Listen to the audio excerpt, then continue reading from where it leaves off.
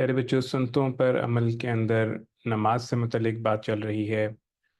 نماز میں ہم نے نماز شروع کرنے سے پہلے کی چیزیں دیکھ لیں، اس کے بعد قیام کس طرح کرنا ہے یہ ہم نے دیکھ لیا، اور اس کے بعد تکبیر تحریمہ اور قیام کے بعد ہم نے ہاتھ باندھنے کا طریقہ بھی دیکھ لیا، اور اس کے بعد اب ہم رکوع کا طریقہ جو ہے وہ دیکھ رہے تھے۔ تو آج ہم وہیں سے آگے شروع کریں گے جہاں پہ ہم نے پچھلی بار چھوڑا تھا۔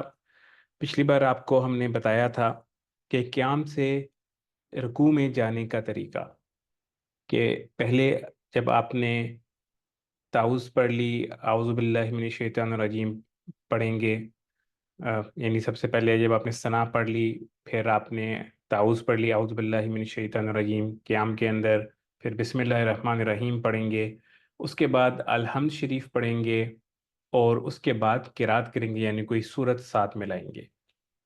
اور اگر آپ امام ہیں تو آپ جو اونچی پڑھنے والی نمازیں ہوتی ہیں، یعنی جہری نمازیں، اس میں اونچا پڑھیں گے الحمد شریف اور قرات۔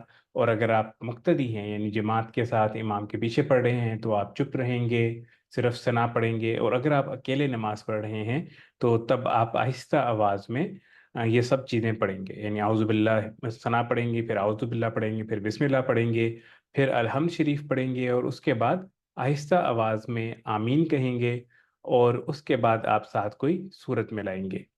تو جب آپ نے الحمد شریف پڑھ لی، اس کے بعد کوئی صورت پڑھ لی، اور صورت پڑھنے سے پہلے بھی ایک بار بسم اللہ پڑھنا ہے، تو اس کے بعد جب آپ نے رکوع میں جانا ہے، تو اب رکوع میں جانے کا یہ طریقہ ہے کہ جب آپ قرات سے فارغ ہو جائیں، یعنی تو اس کے بعد آپ نے اللہ اکبر کہنا ہے اور رکوع میں جانا شروع کرنا ہے۔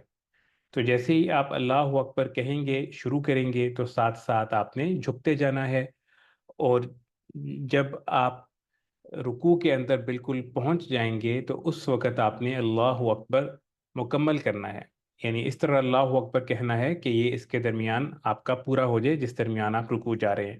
یعنی آپ شروع کریں گے اللہ اکبر، تو جب آپ بر کہیں گے تب آپ کو مکمل رکوع میں ہونا چاہیے۔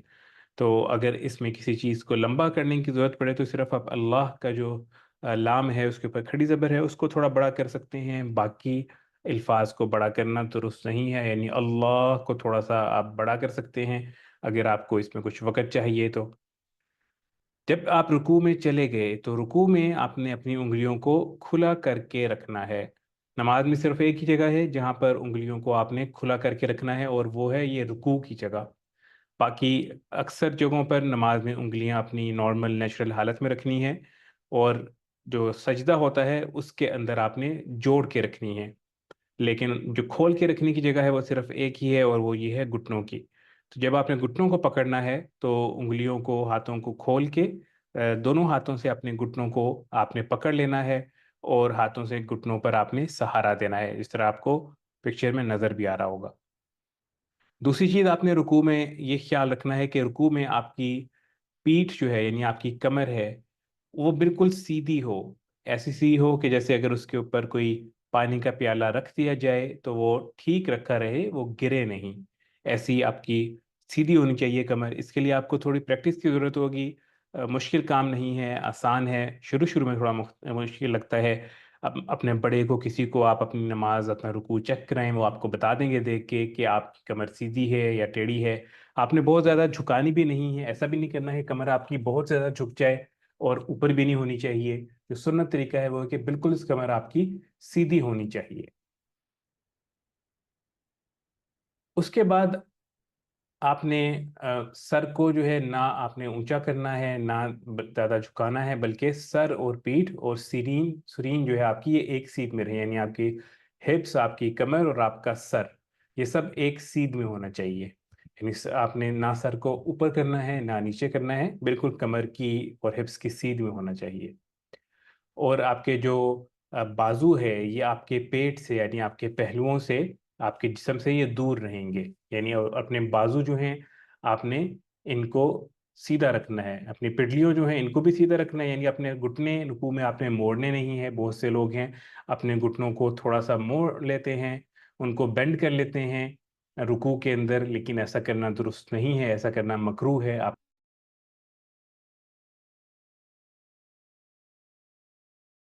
स्ट्रेट रखना है।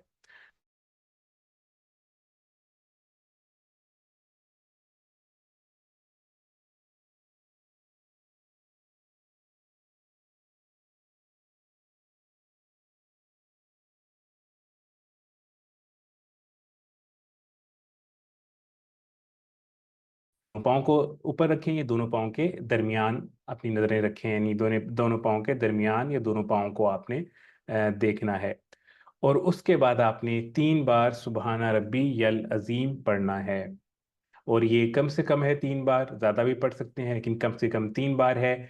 इससे कम पढ़ना नमाज हो जाएगी लेकिन मुनासिब नहीं है, बाज़ ने मकरूह बताया है उसको।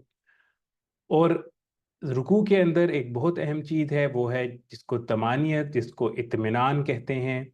ये वाजिब है, यानी आप रुकू में इतनी देर ठहरें कि आपका जिस्म इत्मीनान में आ जाए, आपका जिस्म रुक जाए, और आपकी जो जिस्म की हरकत है, वो फ्लो है, वो टूट जाए। ऐसा ना हो कि आप ऊपर से फ्लो में आए हैं और उसी फ्लो के अंदर वापस ऊपर चले गए, यानी आपने क़याम से एक फ्लो में रुकू में आए और फ्लो टूटे बगैर आप वापस रुकू से ऊपर चले गए। अगर इस तरह आपने कर लिया और इत्मीनान नहीं हुआ, यानी जिस्म साकिन नहीं हुआ, तो ये ऐसा करना, यानी जिस्म को साकिन करना, इत्मीनान के साथ रुकू करना, ये वाजिब है। और अगर ये छूट गया तो आपको आखिर में सजदा सहव करना पड़ेगा, क्योंकि नमाज के अंदर अगर कोई भी वाजिब छूट जाए तो सजदा सहव करना होता है। तो जानबूझकर अगर इसको छोड़ेंगे फिर तो नमाज नहीं होगी, और अगर गलती से ऐसा हो जाए तो फिर आखिर में सजदा सहव करना ज़रूरी होगा। तो इन बातों का ख़ास ख्याल रखना है रुकू के अंदर। एक बार इनको दोबारा रिपीट कर लेते हैं कि जब आप रुकू में जाएं तो अल्लाहु अकबर कहते हुए आप जाएंगे, और अल्लाहु अकबर से आप शुरू करना करेंगे और बर के ऊपर आप रुकू में पहुंच जाएंगे। और जब आप रुकू में जाएंगे अपने घुटनों को पकड़ेंगे तो अपने हाथों की उंगलियों को खुला रखेंगे और मजबूती के साथ दोनों घुटनों को पकड़ लेंगे। और रुकू में आपकी कमर जो है वो बिल्कुल सीधी होनी चाहिए, कि अगर उसके ऊपर कोई पानी का प्याला रख दिया जाए तो वो ठीक रखा रहे, गिरे ना। और आपके सर जो है वो ज़्यादा ऊंचा भी ना होना चाहिए, ज़्यादा झुका हुआ भी नहीं होना चाहिए, बल्कि सर और कमर और आपके हिप्स जो हैं वो एक सीध में रहें। और आपके बाजू जो है आपकी बाकी बॉडी से अलग होने चाहिए, और आपकी पिंडलियां जो हैं, आपके घुटने जो हैं बिल्कुल स्ट्रेट होने चाहिए, इनके अंदर कोई बेंड नहीं होना चाहिए, खम नहीं होना चाहिए। और साथ साथ आपके जो बाजू हैं इनमें भी कोई खम नहीं होना चाहिए।